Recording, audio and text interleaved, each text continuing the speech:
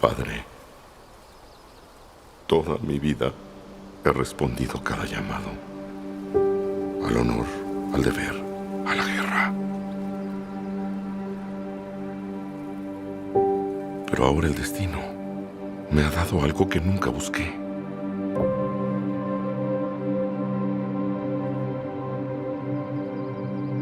Una niña. Una vida que la tormenta no ha tocado. Otórgame la fuerza de los padres de todo, para poder combatir una vez más, derrotar a un último enemigo y regresar a casa con ella.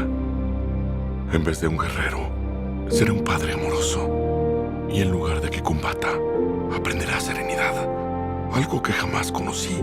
Padre, te pido que oigas mi plegaria.